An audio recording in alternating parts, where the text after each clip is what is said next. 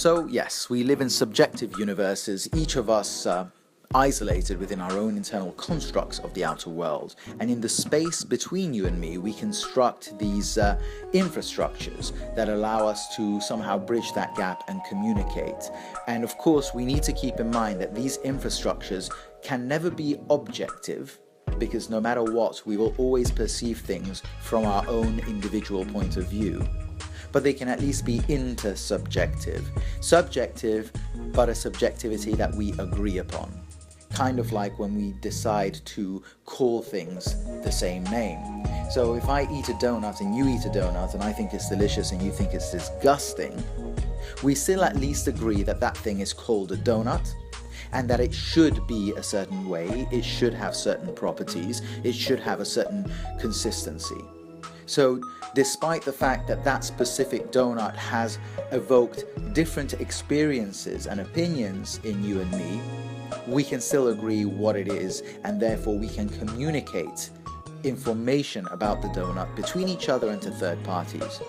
And that's consistency of definitions in this case. If we are not consistent in our definitions, and if you call it something else, then it becomes hard for anyone to know what the fuck we're talking about. Language depends on consistency of use. And again, you can deviate from language and use words differently, but you need to explain why you're deviating so that people can understand you.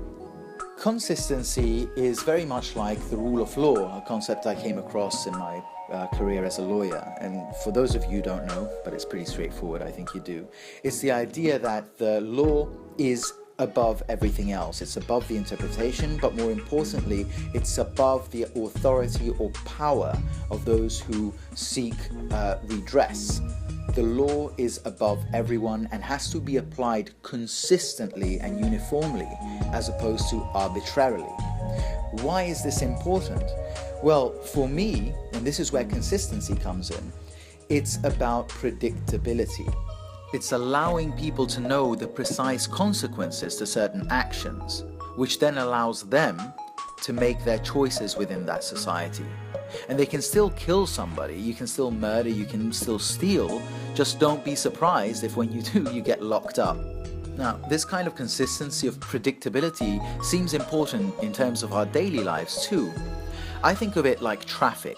You know, in traffic, you go with regular speeds, you signal your turns, and if you do that, there's never going to be accidents. Everyone knows what you're going to do, and so they will do what they're going to do without interfering with you. They're not going to try and go through your car, they're not going to try and do anything crazy. Everyone knows what everyone else is doing, and that's how you avoid accidents.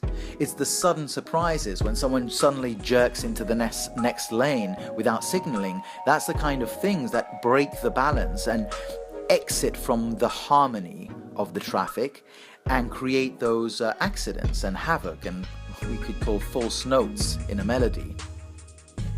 In general, in life, if I signal to you what I'm about to do, it allows you to factor me into your actions and your decisions. Because really, we want to limit surprises in our life.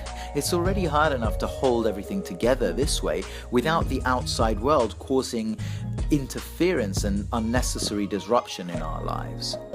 So consistency is important to allow people to live together and make their decisions without impacting others too much and without being impacted by them.